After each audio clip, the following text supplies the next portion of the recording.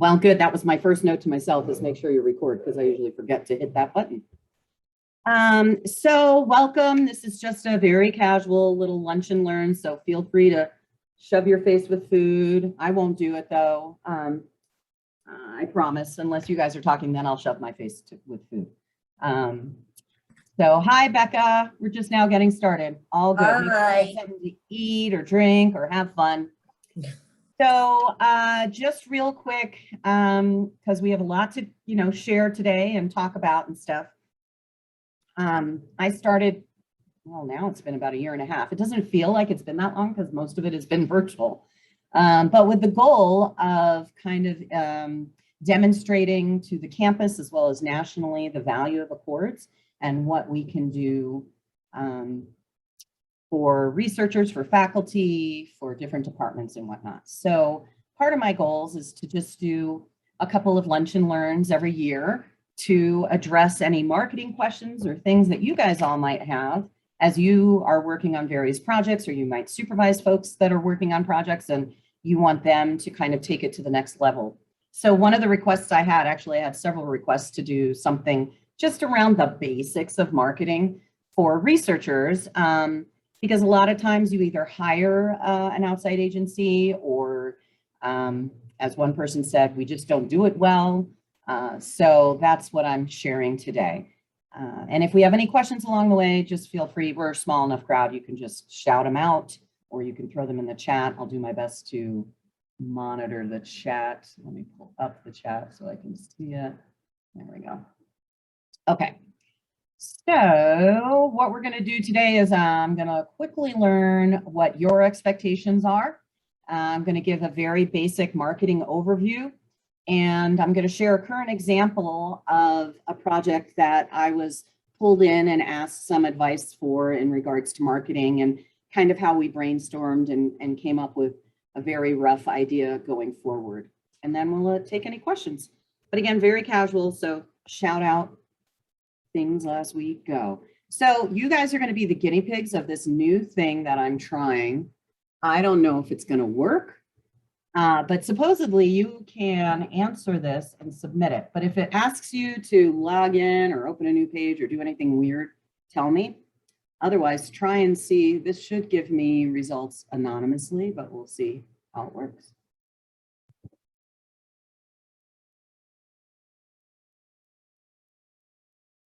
Somewhere. I don't know where I get the results from, though.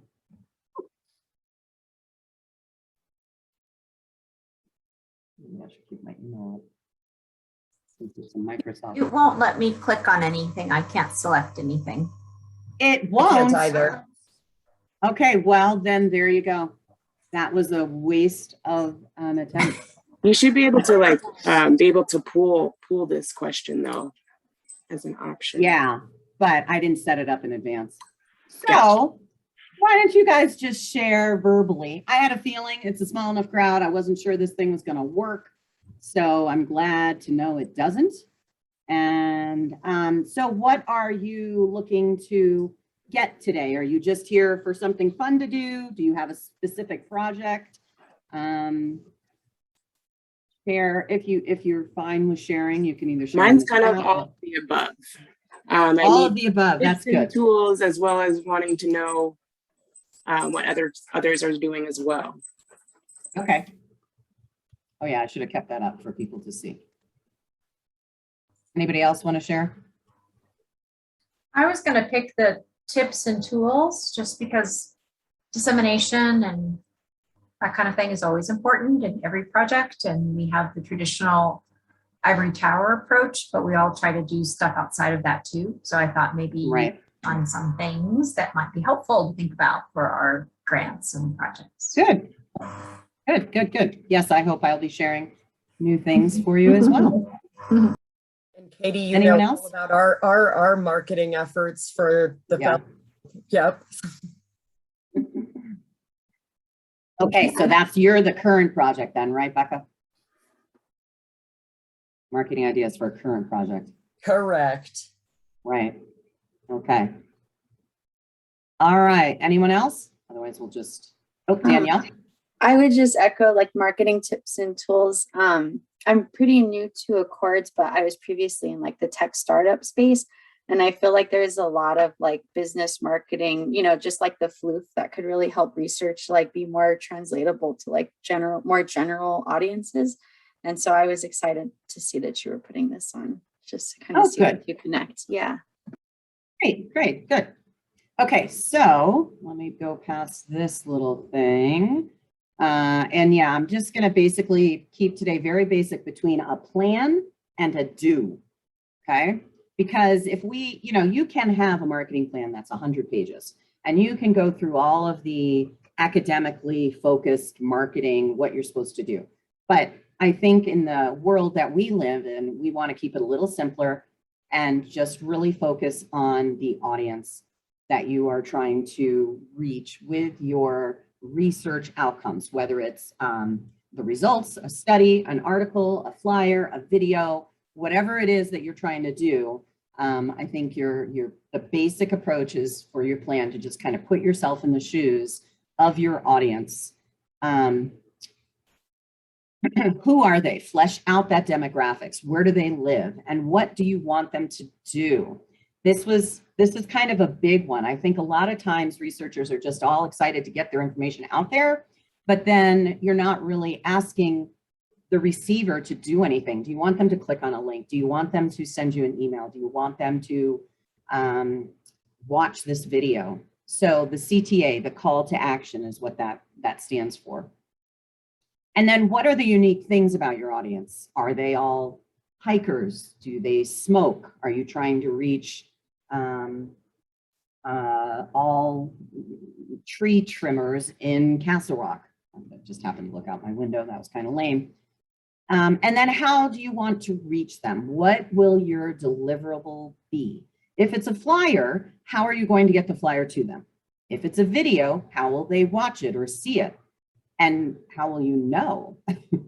And where will you find your audience? Are they online? Are they not? Are they preferring to have more physical connections? Or are they online via a website or a blog or social media or through an email? Or even just word of mouth, which is the most popular form of marketing. And is that through your own colleagues? Is it through other departments here on campus? Is it through associations or lists or memberships that you can either connect with directly, or you can ask others that you work with to do that? So it's really important, though, to not be like that cartoon before and just think that your marketing is making an impact because you think it is. You need to really know in the beginning. That's why you want to have some kind of a plan. If your efforts are going to pay off. Is it the number of views on a video? The number of forms that were filled out?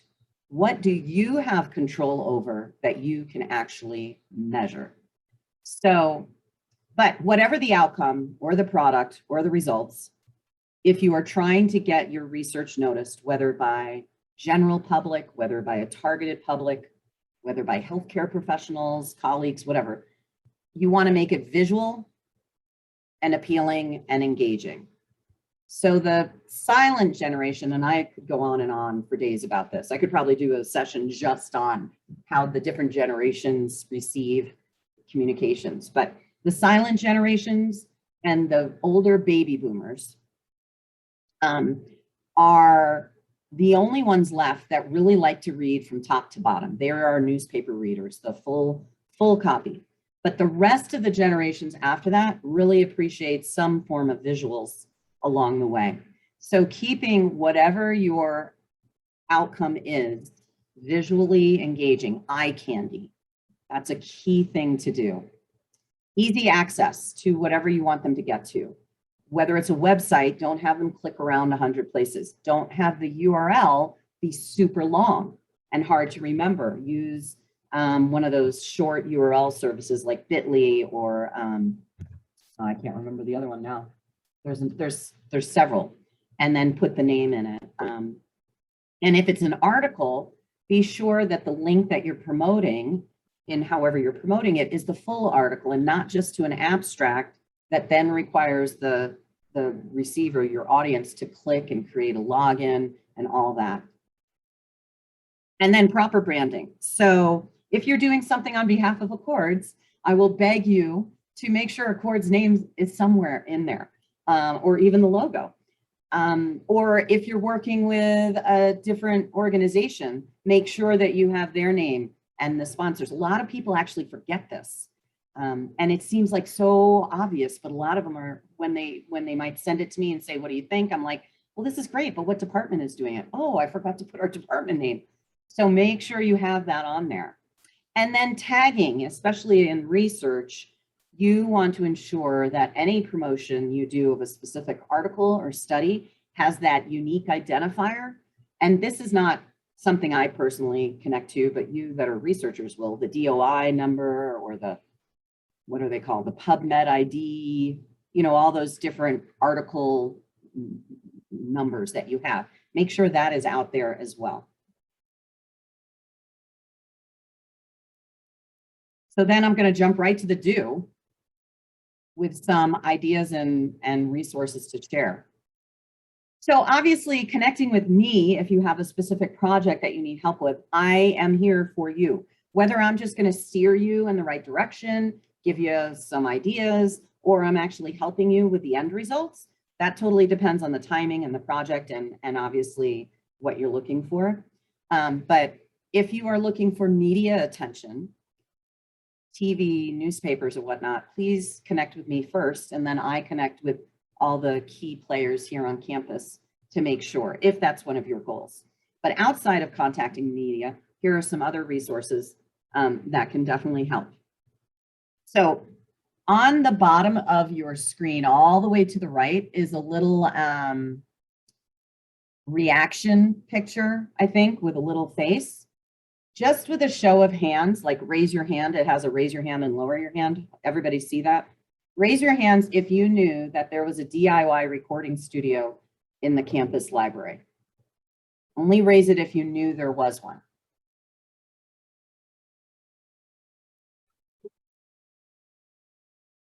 Okay, I've got,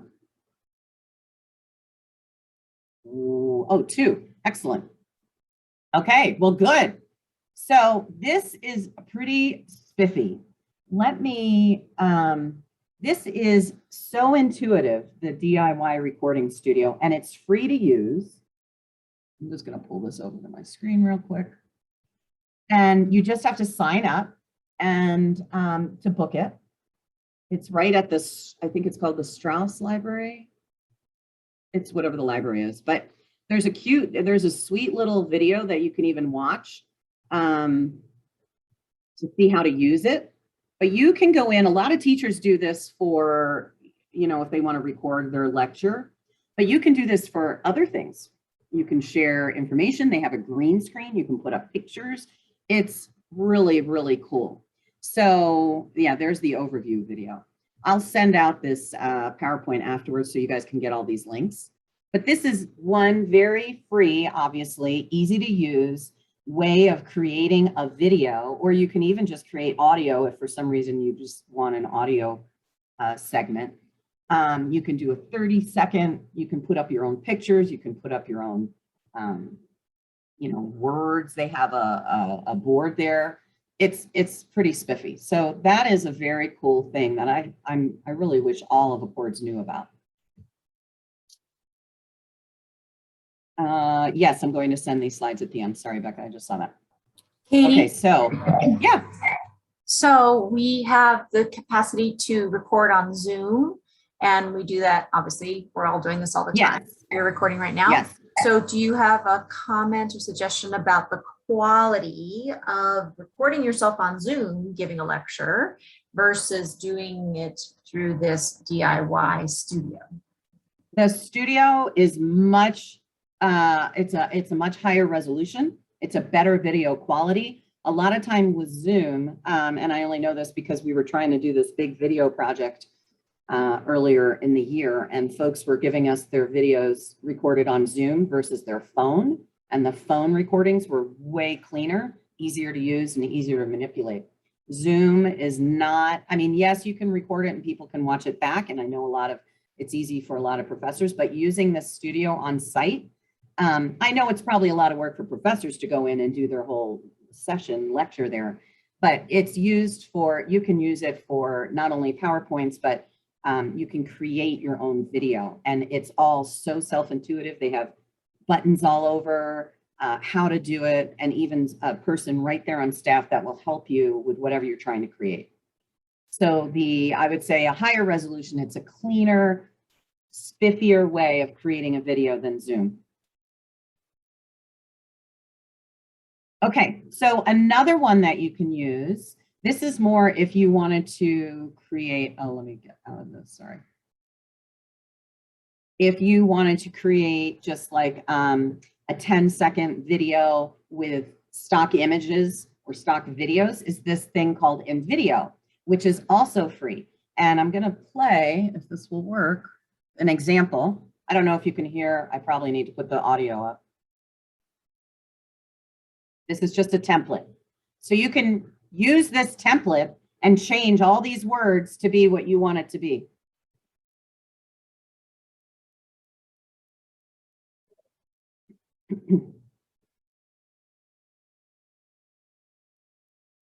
Let's see where my audio is.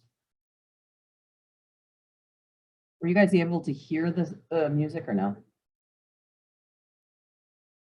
Sometimes the audio doesn't work. Share sound. No. So can you hear the music now? Oh, well, it stopped. So anyhow, this is all templatized, very easy to use. You can pick different music. You just come in and click and you can change your whatever you want it to say. And I just happened to pick one that was healthcare related. But I will also send you, obviously the slide will have this link. And it's called InVideo. And it's got lots of different types of templates that you can play with, and it's super easy to do. Excuse all of mine that I was playing with myself, but. So that is a fun way, especially if your research is text-based and you want to make it a little bit more sexy, for lack of a better word. This is a fun way to kind of put it out there with just a few things. Let me put a preface out on all videos, depending on what you want to do.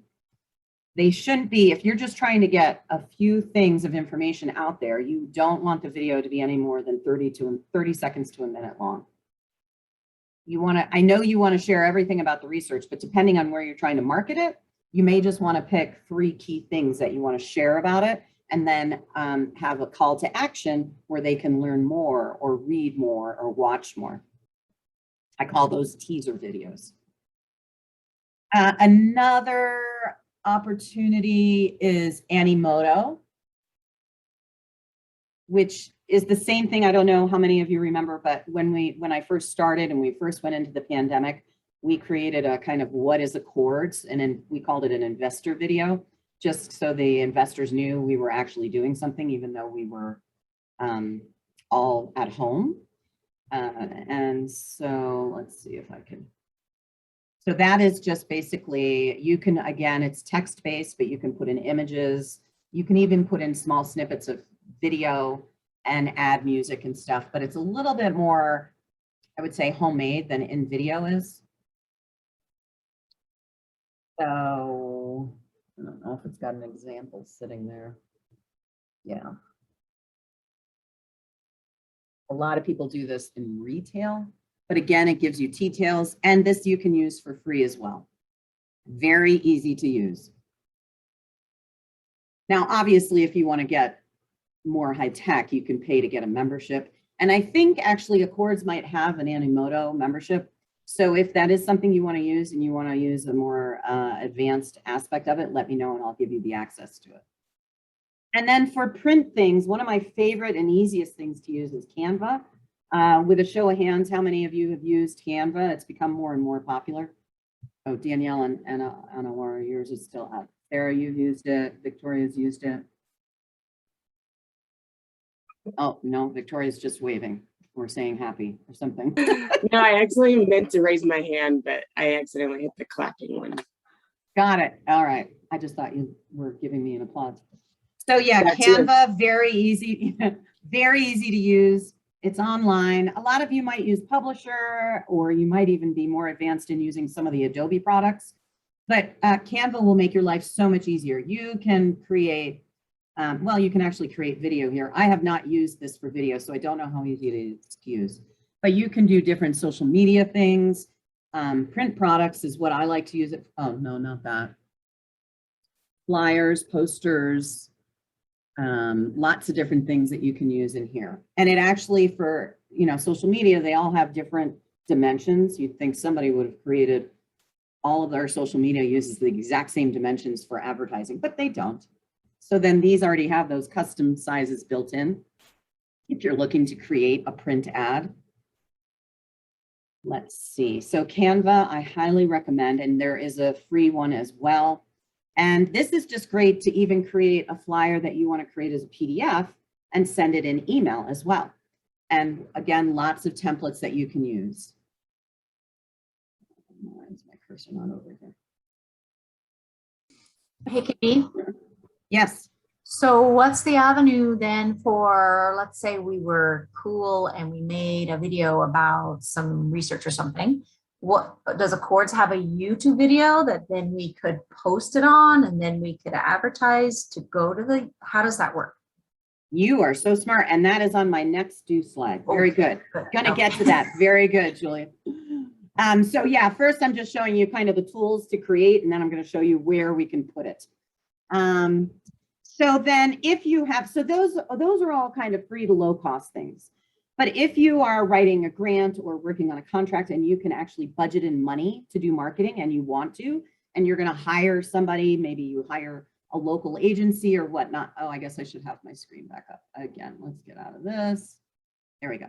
So if you want to look at what's available for money wise, if you have a good budget, there's a couple of different things. Obviously, CU Media, that's the television station. They are a little pricey, but they already have quite a lot of footage and everything that can help you create videos as well. This is specific to videos.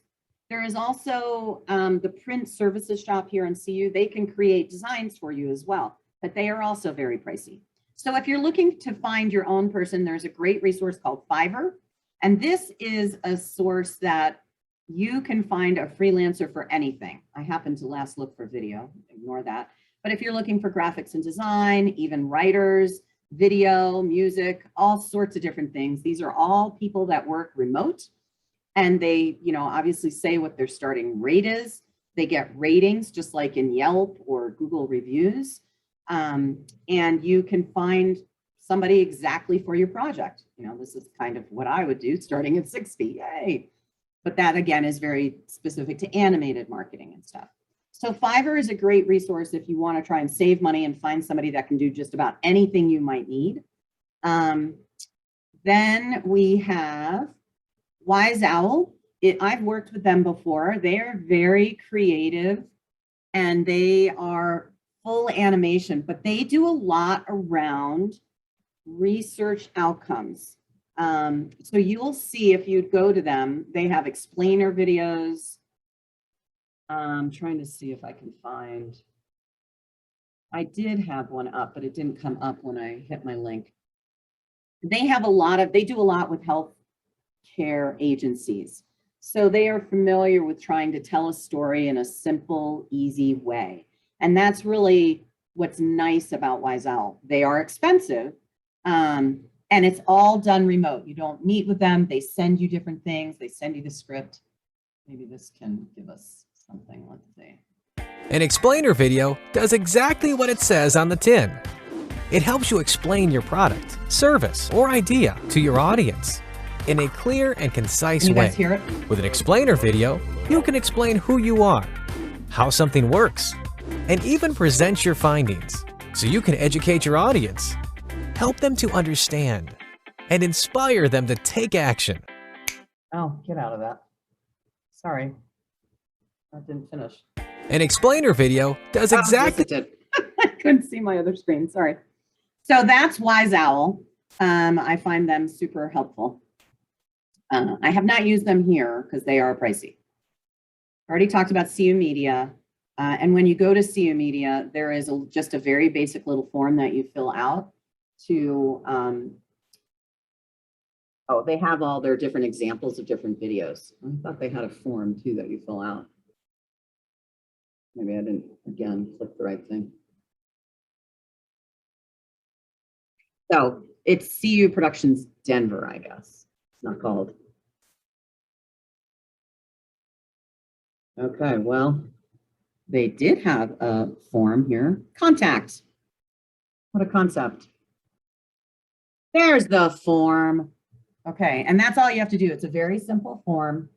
And then they're asking again, you know, who is your audience, key messaging, and all the different things that they can offer you here on campus. Expensive. Just keep that in mind. And then I just learned last week, so I don't know if anybody else is on the phone that can speak to this. But CCTSI, I happened to see an email. Have you guys seen this? This dissemination consultation services? I literally just, I asked JD about it yesterday, so I don't know much about it, but it looks like they can also help create something for you as well. So they have a consult button.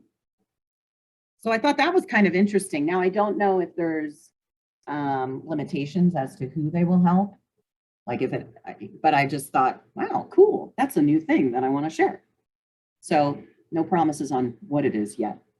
I am in the midst of, I did put out an email going, hey, what's this? I'm having a lunch and learn, would love to talk it up, but I haven't heard back from anybody to know what it is. Who did you ask for that? Bethany. Oh, okay. Yeah, I know she's busy. So, but I know she's in, do you know this service? A little Have bit, you because I heard- did see it a bit, I think like a day or so ago, just looking at the website. I think Heather Gilmartin may know something as well for that. Okay, so I can reach out to her. Mhm. Now, Sarah said, yeah, and CCTSI members, which we all are, so that should work for us. So that's good. Thank you, Sarah. Okay, so now you've just gotten a few tidbits. You know, I'm only sharing a few things. These are kind of my favorite go-to items when I'm either looking for low cost or, you know, not too expensive, but good freelance. So let me talk also about digital marketing real quick. And Julie kind of touched on it a little bit. So digital marketing is another kind of, this is now where you're going to put all your things, right? How you're going to reach your people. This is low cost, obviously. So the way I define digital marketing, because I use it very broadly, it includes pretty much anything that you can do online. And so in my definition, that's putting it on a website, putting it on a blog somewhere, emailing people through, we have MailChimp and we can do that for you as well. I have purchased many lists in the past that are, so there's lots of companies out there, and you may already have some yourself, where we can purchase lists that target certain demographics. So one of the first lists I purchased, I wanted to hit all deans in academic medical centers that are overseeing research, health services research. And so purchase that list. It's pretty cheap to purchase a list.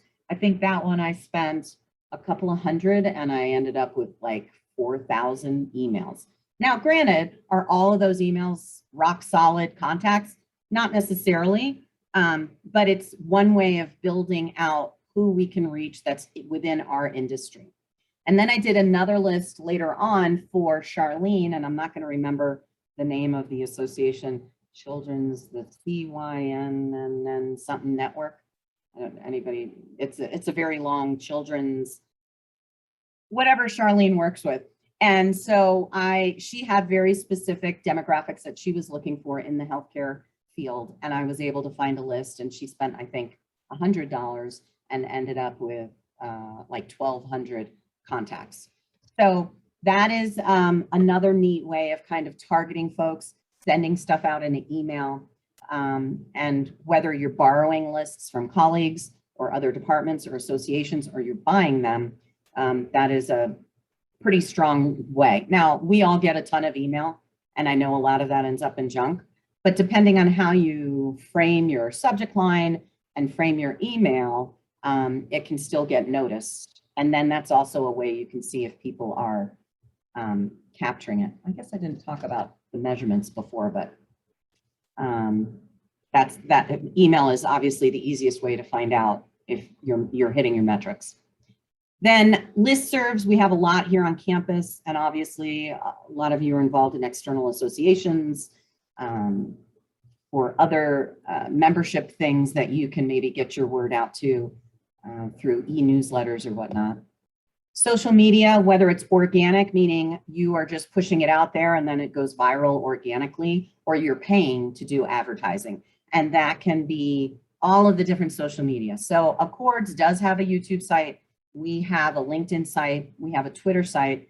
We have a Facebook site, but we really are only using the Facebook page for trying to get survey participants or study participants, because our audience, at least for Accords overall, is not really in the Facebook world. But if you are trying to reach, say, parents in a certain region, we can use our Facebook page to do paid advertising in that area.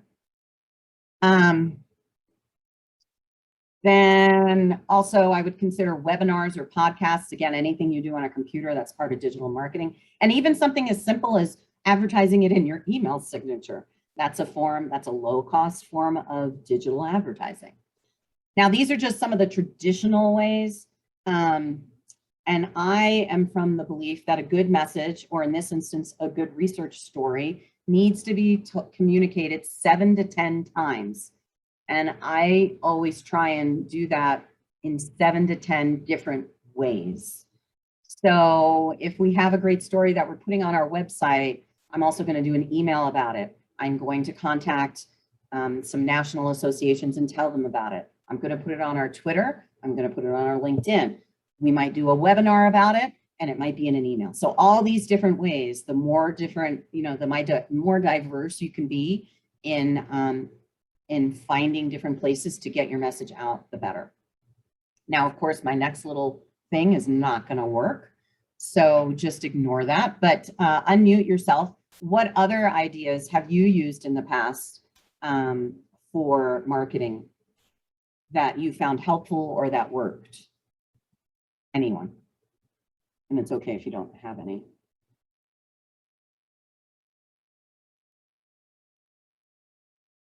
None outside of the ones that you listed. Okay, it's all good. I just didn't know if somebody had something like unique and different. I wanted to give you guys an opportunity to share.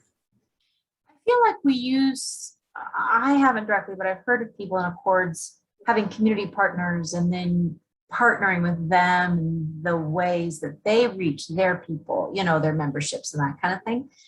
So really being more deferential to whatever it is your partner does, and then, just providing content or working together and having them drive it instead of us driving it, so to speak.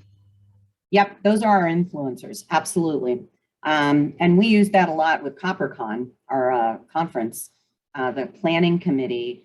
Then we've actually provided different kinds of materials to make it easy for that influencer team to then push out information to their folks.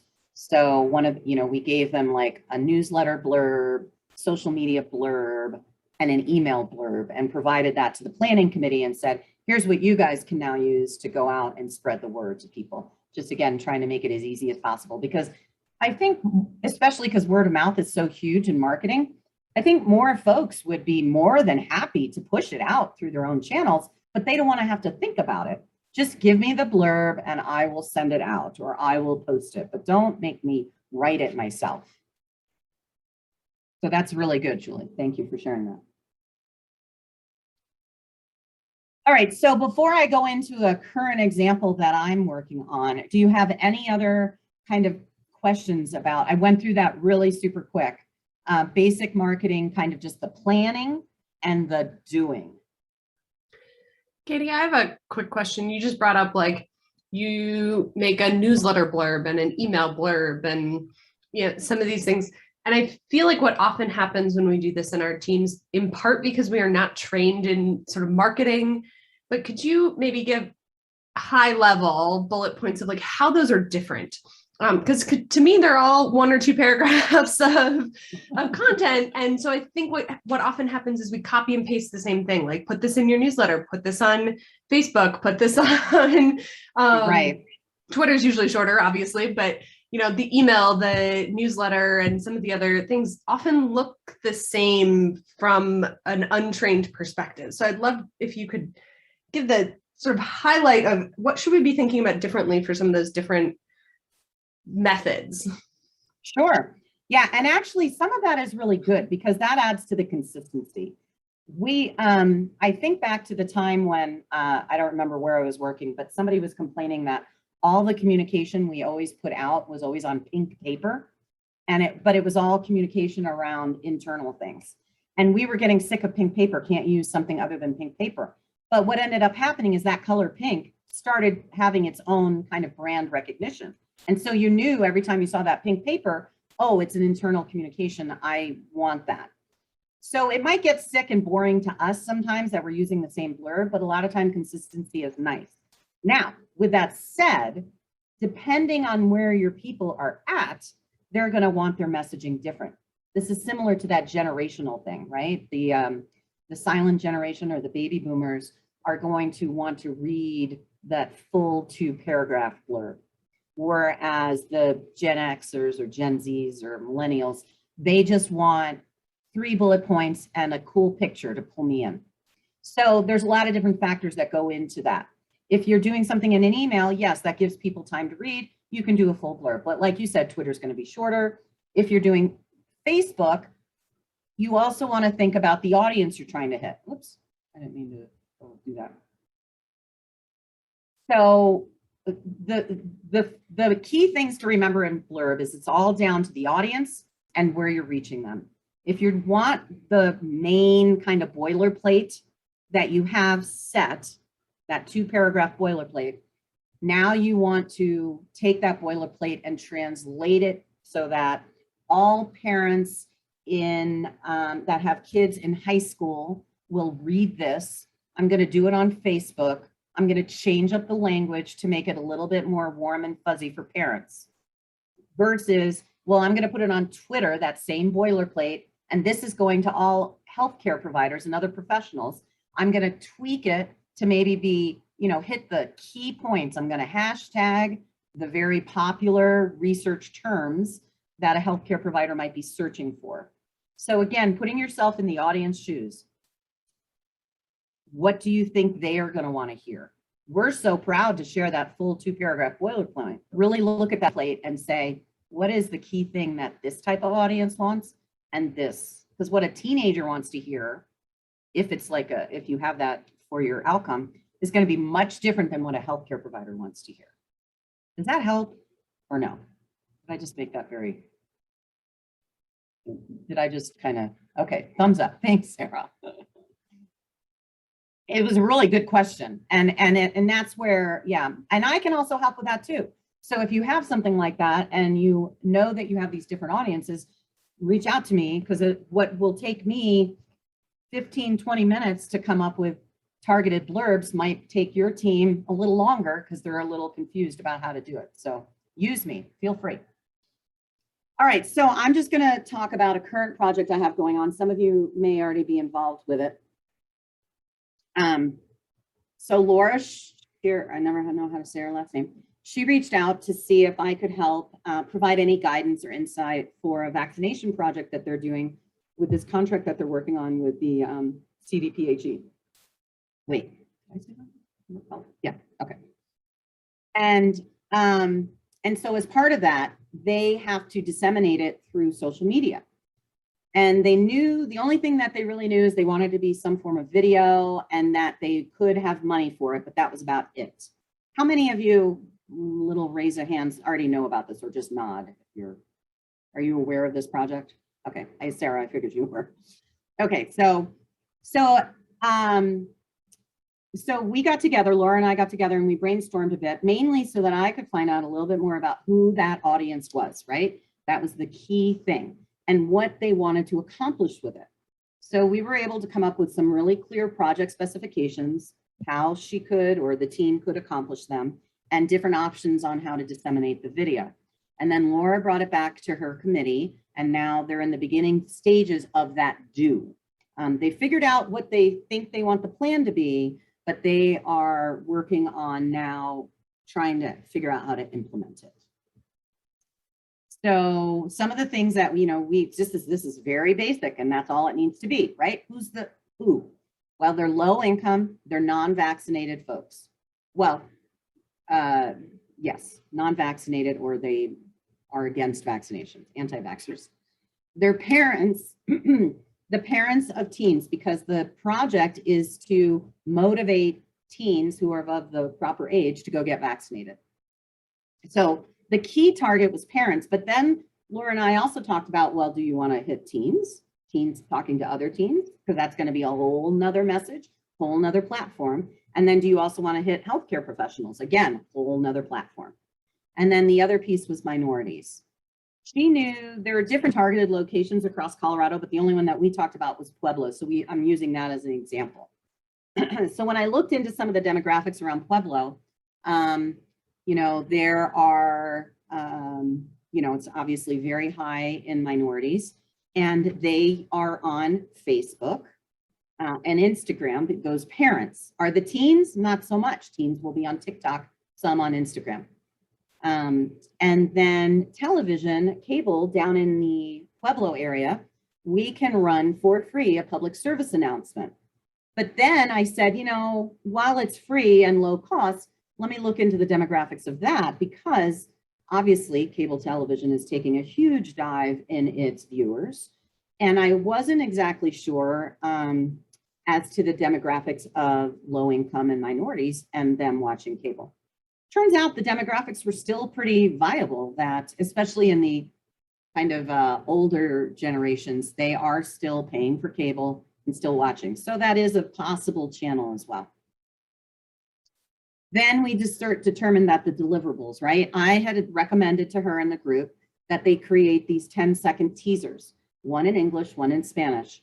And she could even go as far, depending on how much money they wanted to spend or how much the company that was going to make these videos was going to charge.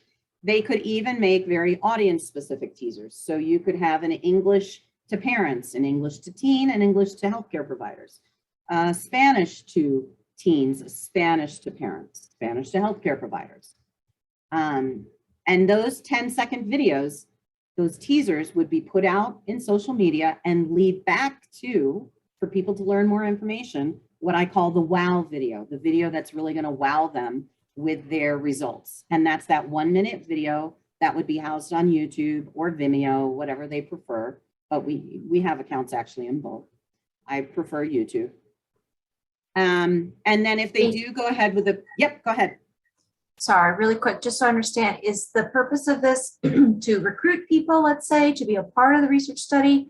This is dissemination of findings. This is pure dissemination. Okay. Yep, I'm sorry, I should have told a little bit about what the project was, and Sarah probably can speak to it better. But the Photo Voice project is one of several vaccination projects that is going on right now in Accords. And teens, they're giving teens cameras, I think, to take pictures. Sarah, jump in anytime. To kind of talk about the importance of vaccination. And then they want to reach other teens and motivate them to go get vaccinated. But as I said to Laura, well, how will you know if this works? You can't necessarily, I mean, yes, you could see an increase in vaccinations among teens, but how can you really relate that to know if your dissemination was the cause of it? So the call to action is trying to get them to that wow video. And then we can see the numbers and then hopefully also correlate an increase in teen vaccination, which is obviously the impact that this research and contract wants to have happen. Okay, thank you. Yeah. And so then the deliverable that they would also take to this, they're looking to work with the CU Media company, by the way, on campus, is to also create a PSA, a 30-second and a 1-minute, which these could be the wow video and the 1-minute PSA can be the same thing. It just depends on how it's created. And so, yeah, where are we going to put it? We're going to put it on YouTube. We're going to do some paid advertising, which is very inexpensive on Facebook and Instagram.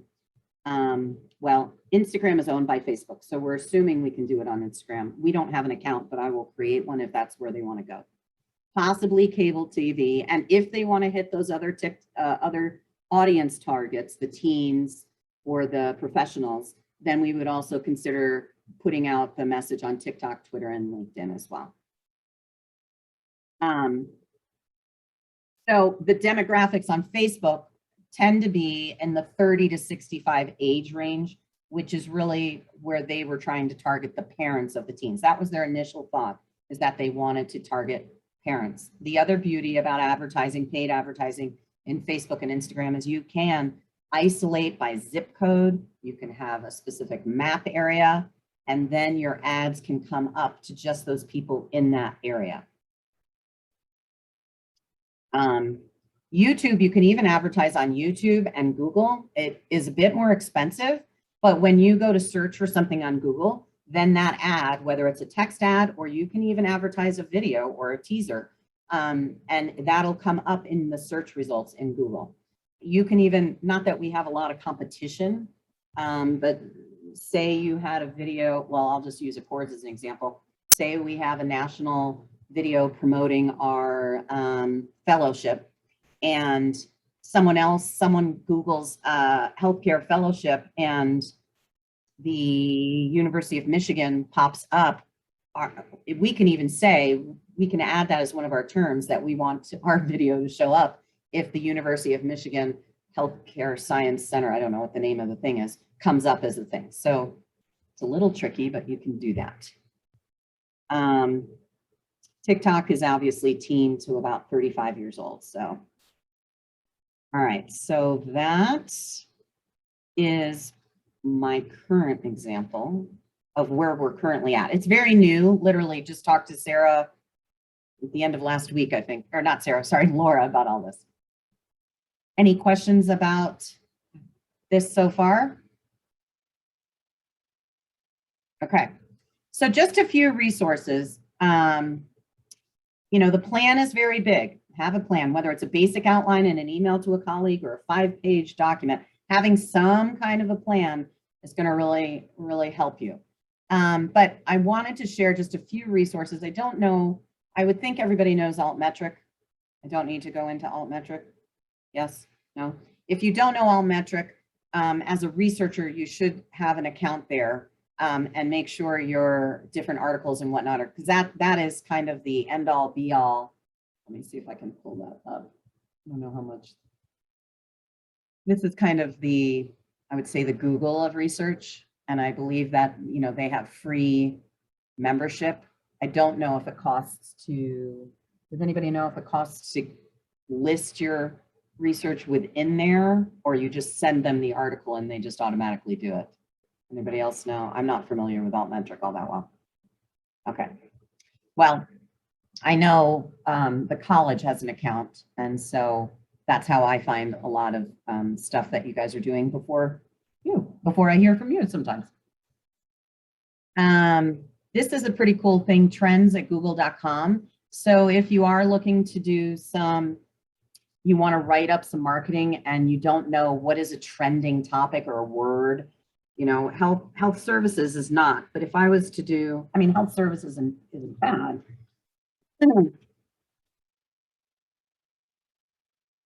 It'll show you, you know, what's trending, where different regions, if this term, when people are Googling it, that's what's coming up over the past 12 months. Okay. But if we were to do something more specific, like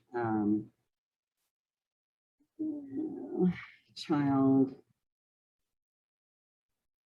vaccination.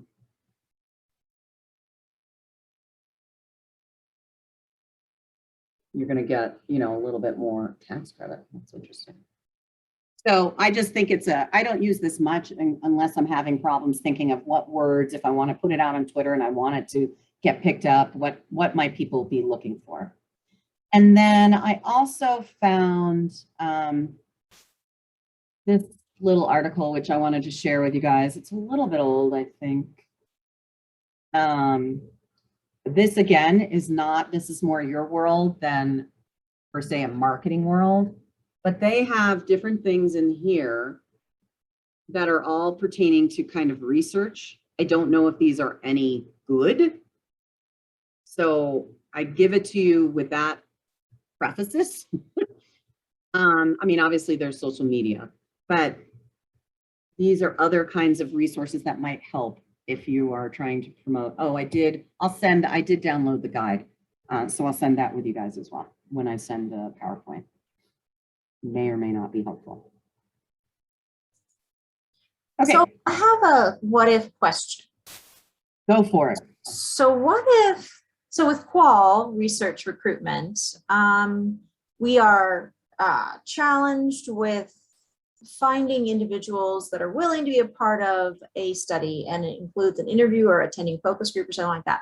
So our N, the number of people we actually need is relatively small, and it's really targeted. So it's a very specific demographic. It's a really, really specific group of individuals that are appropriate. And there's a whole bunch of people who are not. So what if we use some of these free resources because we're looking for that needle in the haystack a little bit? So what if we do this kind of broad and have a wider catchment for very specific narrow demographic? What we wouldn't normally, I'll be honest, we wouldn't normally do that because we would think, well, that's kind of crazy because that's a huge, huge effort to just find 10 individuals, something like that, 20. Right. But you're laying out what seems to me to be arguing that, well, there's some free resources, you're available to help. Why not? What do you think? Yes, I think, well, yes is my overall answer. I think there's two ways of doing that. You can do very specific, like the Facebook advertising. I don't know what your demographic, the type demographic is. I'm assuming it's community members, not healthcare providers of some sort. Well, Yes, we do no, both. or So yeah, both. I mean, the Okay. healthcare providers So are it's- easier to access usually, Correct. but we're more familiar with those avenues of communication. We're less familiar with the how to reach the parents or the teens or the XYZ Right. members. Well, the social media paid advertising allows you to hone in on all of those specific demographics, a certain age group, certain location, even certain interests. You can really hone in and get different things that way. Sarah, did we end up doing, I can't remember, the specific advertising up in the Fort Collins area for, you were looking for study participants? Didn't we do that on Facebook? Was that you? Yeah. I get We did do that on everything. Facebook. Okay. We did not Okay. end up doing paid advertising for various reasons. And instead we ended up going through sort of targeted groups and posting within those groups. So identifying parent groups throughout the county. Okay. Yeah. I just couldn't remember if we did paid or not. So, We but did so not there, end up there doing is a paid. way. Okay, so there is a way that you can target it that way. But I'm also of the firm believer, especially because Accords is, I mean, I don't know if it's that much more energy to cast a wider net, as long as what you're bringing them into makes it very clear what you're looking for. So if you do cast a wider net and it sends them to a form to fill out, right at the top, the form says, you know, you must be between here. And if they say, you know, between say 18 and 22, if they click 23, it comes up with, I'm sorry, you're not eligible for this study. So what's the harm in sending a whole ocean to your farm? You know, you're getting the word out more people are learning, and it might make it easier the next time you go to recruit people. So I can respect and do both sides. I really do. But I think in this day and age, it's so hard to find people that I'm more about casting the wider net and seeing what comes up. Yeah. Yeah. And Sarah, was that successful for you with doing that Facebook post and Groups. to recruit people? Yeah. Moderately. We definitely did not get the numbers we wanted.